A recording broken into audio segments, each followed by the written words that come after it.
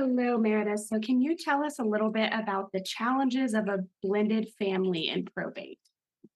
Yes. Hello, everyone. Thank you so much for watching our episode or listening to our episode today.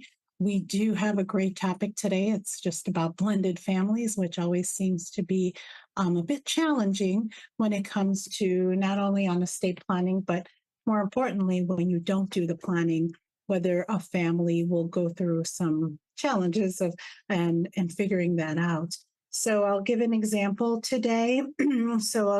One of my clients, she was the surviving spouse of a blended family. And in 2020, her husband passed. Her husband did not leave a will, no documents whatsoever. And her husband did have two children from a previous marriage. So they didn't have kids together. She has her own kids. He has his own kids. Very classic blended family. Um, Husband did own an apartment building where they lived in one unit, and there were several units that were being rented. According to my client, she said that there were challenges in terms of just even relationship with his children from the previous marriage. So he had some connection with them, but not necessarily a close relationship. So my client's surviving spouse really didn't have a strong connection with these children, but yet she had to have a connection with them upon his death. So upon his death, we find out no documents have been created. She lives in the home that is owned by him individually. There was some bank accounts outside of this real estate property, but otherwise, that's all the decedent owned real estate and some bank accounts. We open a probate estate thinking, okay, let's have her be appointed as what we call here in Illinois as independent administrator. We obviously had to notify the children from previous marriage saying we're opening this estate and she's going to be the administrator. Within a week, so this was in 2020, we got notice that the daughter did hire an attorney on her own and said that she wants to be the administrator. We went to court.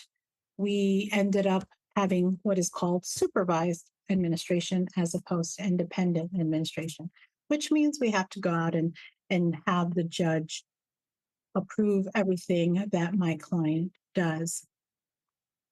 The long and short of it is lots and lots of kind of back and forth and fighting between the children from previous marriage and my client's surviving spouse.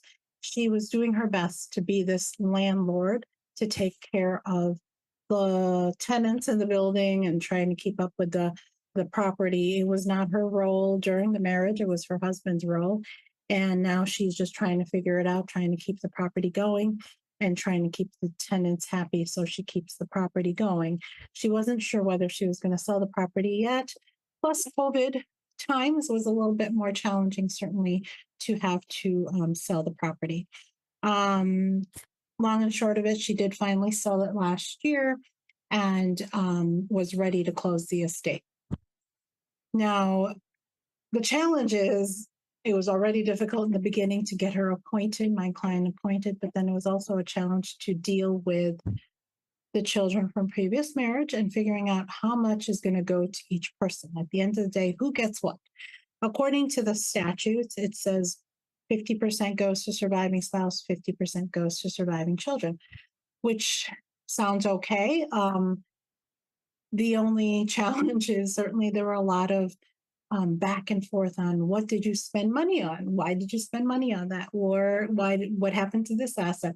And why didn't I get this? So lots and lots of back and forth between these family members that, weren't close to begin with. We were about to go to trial and go through a whole, challenging part of this process. And it would have cost a lot more money on the legal side, two attorneys that are being paid, and then more court appearances. Luckily, we were able to come to some settlement with what was going to happen with the money. Everyone agreed to a settlement. And we were able to finally close 3 years later after the decedent passed away. I bring this up because this is the aftermath of what happens in a blended family. Had the decedent just written out his wishes and said, I want this property to go to my spouse or whoever it might be, everything goes to whoever. And that way we know exactly what his wishes were, then we wouldn't have had to go through this. If anything, he should have done what is called a living trust, put this property in there and made it all private where nobody even had to know about this property. We didn't have to notify anybody. We could have just had everything going to surviving spouse if that was his wish.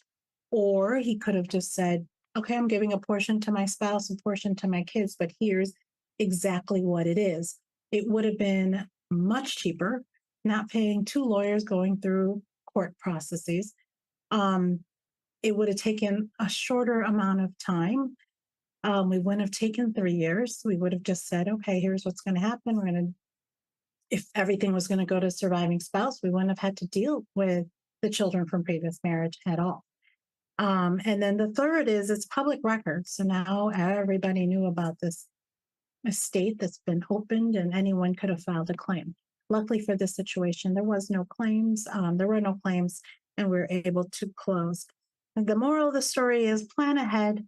Um, Often, this is a very, very common fact pattern.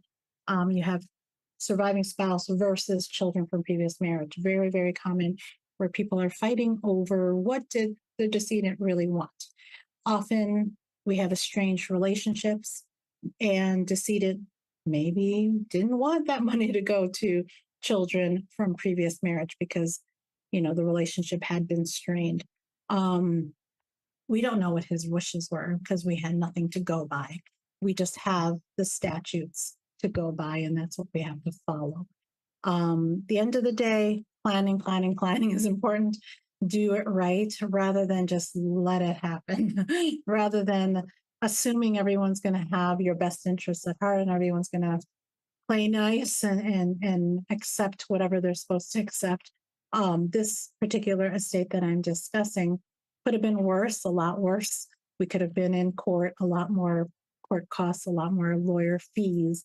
But it was long enough. We had plenty of time involved and cost involved, legal fees between two lawyers for this estate. Like I said, there's only the real estate property and and the bank account. Probably between two lawyers is about $20,000.